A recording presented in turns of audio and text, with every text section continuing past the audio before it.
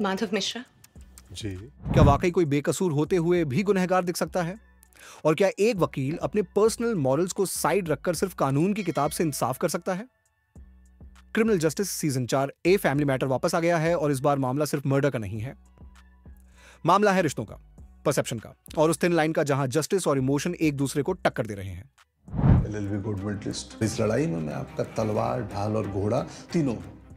पंकज त्रिपाठी फिर से लौटे हैं हमारे favourite underdog lawyer Madhav Mishra के रोल में। लेकिन इस बार कहानी उतनी सीधी नहीं है जितनी कोर्टरूम में लगती है।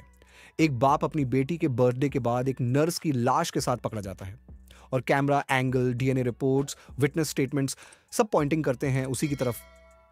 लेकिन फिर भी कहीं ना कहीं लगता है कुछ तो छुपाया जा रहा है।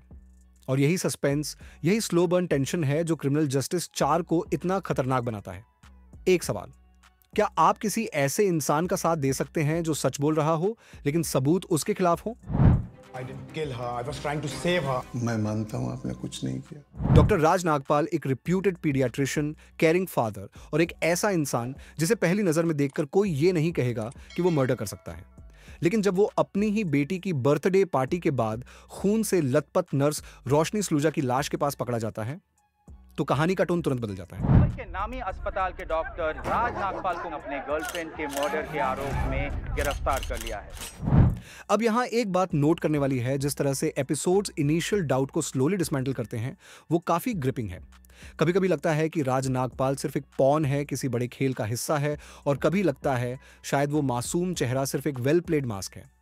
माधव मिश्रा की एंट्री यूजुअल अंदाज में क्वर्की है, चप्पल, बिस्किट और वो लेजी जीनियस वाली वाइब। लेकिन इस बार वो भी खुद को मॉरली कॉन्फ्लिक्ट में फंसा पाते हैं। क्लाइंट का सच और अदालत का सच क्या हमेशा एक जैसा होता है? और यही वो सवाल है जो दर्शकों को मजबूर करता है सोचने के लिए कि अगर सच की कोई एब्सोल्यूट डेफिनेशन नहीं है तो फिर न्याय किस आधार पर दिया जाए।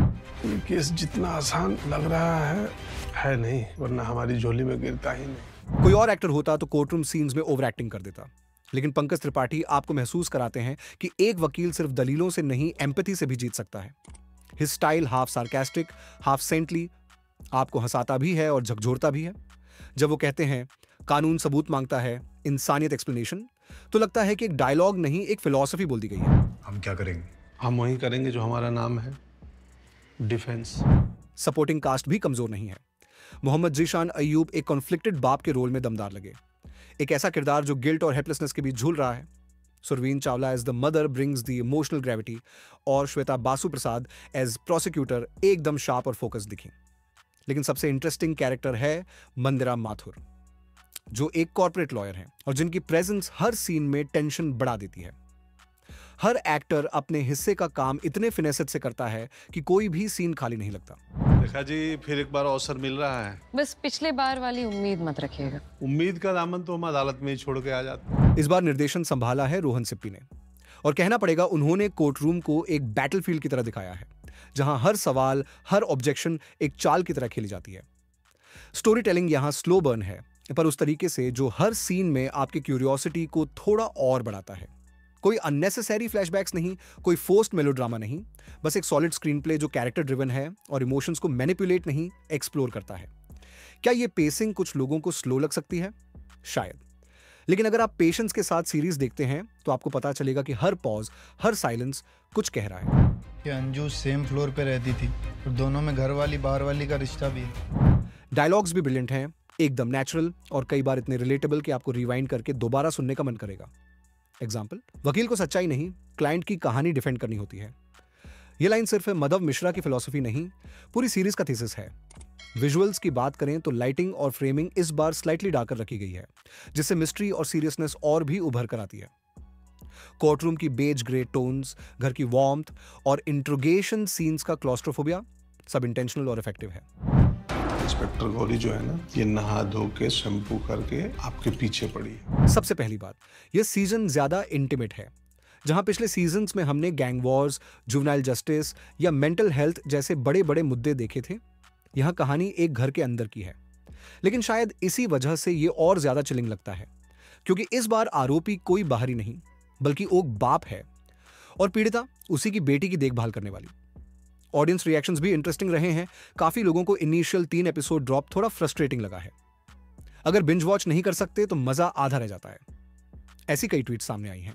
लेकिन वहीं दूसरी ओर जिसने भी एपिसोड्स देखे हैं उन्होंने पंकज त्रिपाठी की परफॉर्मेंस को एक बार फिर मास्टर क्लास इन सटलिटी कहा है और कई लोगों का मानना है कि ये उनके करियर का most restrained and emotionally layered role है। भाई ये चलती मैच में तीसरी टीम कहां से घुस गई? कुछ व्यूअर्स ने पेसिंग को थोड़ा स्लो कहा, लेकिन उन्होंने ये भी माना कि इमोशनल पे ऑफ स्ट्रांग है।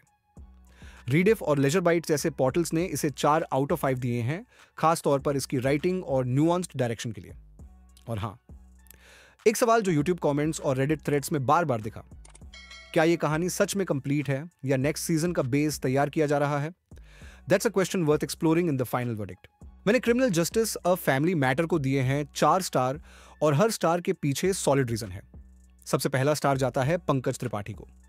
उनके जैसा कंट्रोल्ड और लेयर्ड परफॉर्मेंस बहुत कम देखने को मिलता है। दूसरा स्टार मैं देता हूं राइटिंग को।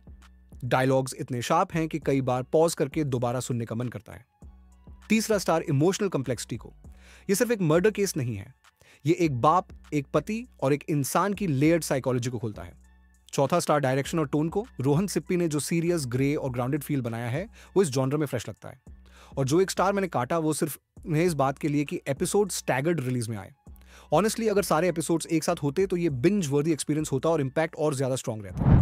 आपकी लड़ाई जो है सिर्फ पब्लिक प्रोसिक्यूटर लेखा अगस्त्य से नहीं, बल्कि आपकी पत्नी के वकील से भी है। तो अगर आप सोचते हैं कि कोर्टरूम ड्रामास प्रेडिक्टेबल होते हैं, इस बार सोचिएगा दोबारा। अब आप बताइए, क्या आपको लगता है डॉक्टर राज नागपाल बेकसूर है?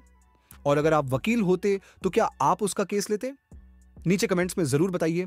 और अगर मेरा रिव्यू पसंद आया हो तो लाइक करें, सब्सक्राइब करें और बेल आइकॉन को प्रेस करना मत भूलिए।